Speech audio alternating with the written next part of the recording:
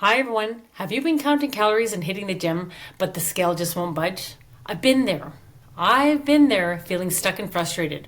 We've all heard eat less, move more is a golden rule for weight loss. But what if that was the biggest lie in history? Today, we're diving into why this calorie myth is sabotaging your efforts, how insulin and hormones are the real players, and what actually works to burn fat. Stick with me for some game-changing truths and tips to finally get results. So let's go back to where this started. So in the 1950s, the calorie counting craze took off, pushed by dietitians and food companies. They said weight loss is simple. Burn more calories than you eat. Sounds logical, but it ignores how your body actually processes food. It's not just math, it's biology. Here's the truth. Calories aren't the full story. Different foods affect your hormones differently. For example, a 200-calorie soda spikes insulin way more than 200 calories of broccoli. Insulin tells your body to store fat, not burn it. So you could be eating fewer calories and still gaining weight if you're eating the wrong stuff. So let's talk insulin.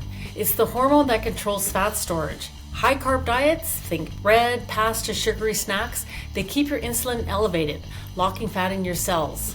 Studies show insulin resistance makes weight loss nearly impossible, no matter how few calories you eat. Next up, why exercise alone fails.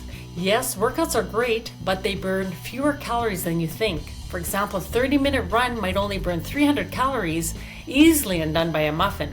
Plus, overexercising can spike hunger hormones, making you eat more. It's not the fix we're told. So, what works? Low-carb diets like keto or intermittent fasting.